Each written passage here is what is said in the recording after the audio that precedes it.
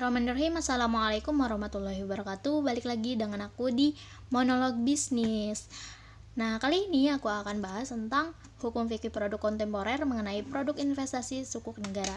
Sukuk itu apa sih? Sukuk adalah surat berharga jangka panjang berdasarkan prinsip syariah yang dikeluarkan emiten kepada pemegang obligasi syariah yang mewajibkan emiten membayar pendapatan kepada pemegang obligasi syariah berupa bagi hasil, margin atau fee, serta membayar kembali dana obligasi saat jatuh tempo.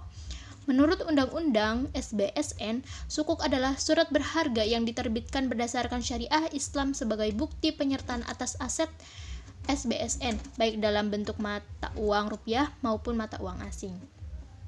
Nah, sedangkan menurut AAIV berbeda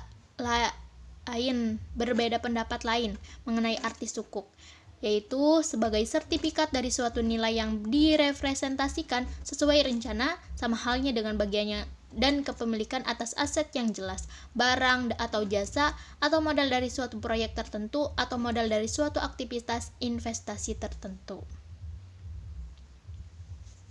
Karakteristik sukuk yang pertama merupakan bukti kepemilikan suatu aset berwujud atau hak manfaat. Kemudian pendapatan berupa imbalan, margin, dan bagi hasil sesuai jenis akad yang digunakan.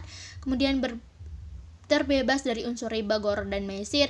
Penerbitannya melalui Special Purpose Special atau SPV, memerlukan underlying asset, menggunakan prosedur yang sesuai dengan prinsip syariah.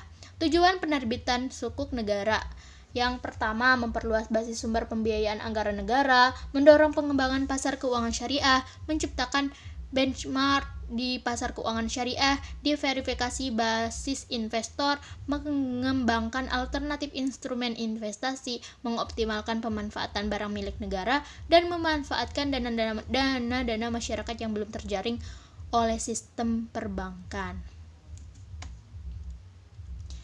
Nah, akad-akad yang digunakan dalam sukuk, yang pertama ada sukuk ijarah, yaitu sukuk yang diterbitkan berdasarkan perjanjian atau akad ijarah di mana satu pihak bertindak sendiri atau melalui wakilnya menjual atau menyewakan hak manfaat atau suatu aset kepada pihak lain berdasarkan harga dan periode yang telah disepakati tanpa diikuti dengan pemindahan kepemilikan aset itu sendiri. Kemudian sukuk mudharabah, yaitu sukuk yang diterbitkan berdasarkan perjanjian atau akad mudharabah di mana satu pihak menyediakan modal dan pihak lain menyediakan tenaga atau keahlian. Keuntungan dari kerjasama tersebut akan dibagi berdasarkan perbandingan yang telah disetujui sebelumnya.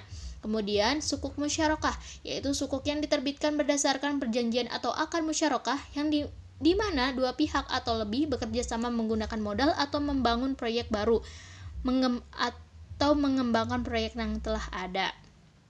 Kemudian ada sukuk istisna, yaitu sukuk yang diterbitkan berdasarkan perjanjian atau akad istisna di mana para pihak menyepakati jual beli dalam rangka pembiayaan suatu proyek atau barang. Adapun harga, waktu penyerahan, dan spesifikasi barang atau proyek ditentukan terlebih dahulu berdasarkan kesepakatan. Nah, pihak-pihak yang terlibat dalam penerbitan sukuk, yang pertama ada obligator, yaitu pihak yang bertanggung jawab atas pembayaran imbalan dan nilai nominal sukuk yang diterbitkan sampai sukuk jatuh tempo. Kemudian ada SPV, yaitu badan hukum yang didirikan khusus untuk penerbitan sukuk dengan fungsinya.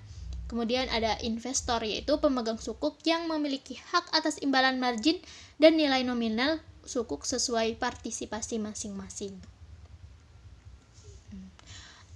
Ada yang harus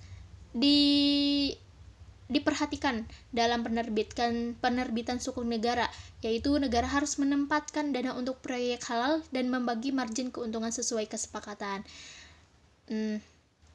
Dalam Al-Quran surat Al-Isra ayat 34, Al-Maidah ayat 1, dan Al-Baqarah ayat 275. Nah, dalam serta hadis perjanjian boleh dilakukan di antara kaum muslimin kecuali perjanjian yang mengharamkan dan halal atau menghalalkan yang haram, dan kaum muslimin terikat dengan syarat-syarat mereka kecuali syarat yang mengharamkan dan halal yang menghalalkan yang haram. Nah, kaidah ini sesuai dengan sesuatu yang berlaku atas kebiasaan sama dengan sesuatu yang berlaku berdasarkan syarak selama tidak bertentangan dengan syariah. Tujuannya yaitu saling tolong-menolong untuk memudahkan membangun suatu rencana proyek dan menguntungkan para pihak dengan imbalan margin bagi hasil serta kebermanfaatan bagi banyak orang, juga mengembangkan pasar keuangan syariah. Nah, mungkin itu terkait tentang investasi sukuk negara. Semoga bermanfaat. Kurang lebihnya mohon maaf. Wassalamualaikum warahmatullahi wabarakatuh.